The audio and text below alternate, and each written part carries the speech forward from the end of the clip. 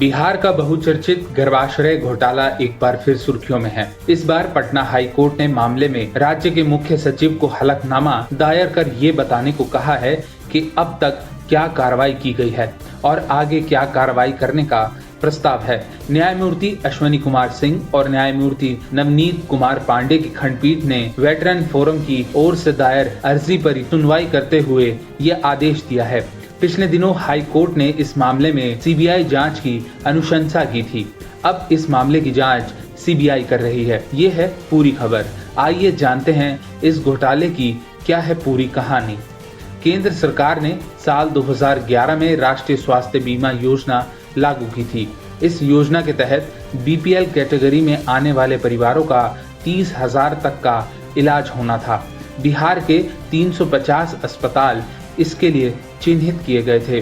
बीमा योजना का लाभ लेने के लिए सूबे के 45 अस्पतालों और 13 डॉक्टरों ने मिलकर 46,000 से अधिक महिला और पुरुषों के गर्भाशय निकाल लिए थे।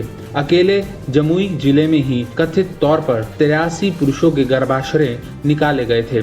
साल 2012 में सबसे पहले ये मामला सबके सामने आया था, जिसके बाद बिहार ह्यूमन राइट्स कमीशन ने खबरों पर 30 अगस्त 2012 को स्वतः संज्ञान लिया था। साल 2015 में आयोग ने राज्य सरकार और जांच एजेंसियों से विस्तृत रिपोर्ट मांगी थी। आयोग की ओर से इस मामले में की गई कुल सर्जरियों के बारे में जानकारी मांगी गई थी। कितनी महिलाओं की सहमति के बगैर उनका गर्भाशय निकाला गया था और उनकी क्या उम्र थी, इस बारे में भी आयोग जानना चाहता था। पीड़ितों को मुआवजे के लिए सरकार द्वारा उठाए गए कदमों की जानकारी भी मांगी गई थी। साथ ही दोषियों पर क्या कार्रवाई हुई, इसकी भी डिटेल्स मांगे गए थे। साल 2017 में पटना हाई कोर्ट में एक लोकहित याचिका दायर की गई। याचिका में कहा गया कि बीमा योजना का फायदा लेने के लिए राज्य के कई अस्पतालों और डॉक्टरों ने बड़ी संख्या में महिलाओं के गर्भाशय उनकी सहमति के बगैर निकाल लिए थे। हाई कोर्ट को बताया गया था कि बीमा राशि के लिए दर्जनों पुरुषों के भी गर्भाशय की सर्जरी कर दी गई है।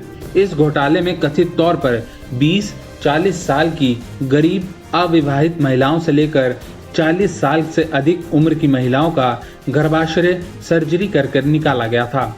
याचिकाकर्ताओं के वकील ने हाई कोर्ट को जानकारी दी थी कि कुल 44,619 महिलाओं में से 27,511 महिलाओं का गर्भाशय उनकी सहमति के बिना निकाला गया है। इस धांधली में अस्पताल, डॉक्टर और बीमा कंपनियों की संयुक्त भागीदारी थी।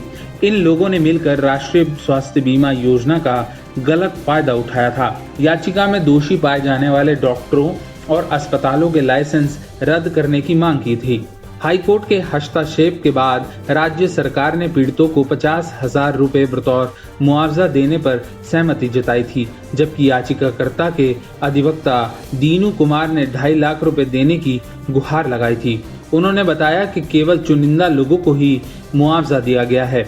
पिछली सुनवाई में राज्य सरकार ने स्वयं माना था कि विभिन्न जिलों में 540 महिलाओं लड़कियों की बगैर सहमति के उनके गर्भाशय निकाले गए थे। हाईकोर्ट ने अपने आदेश में भी पाया कि कई महिलाओं को मातृत्व सुख से वंचित कर दिया गया है।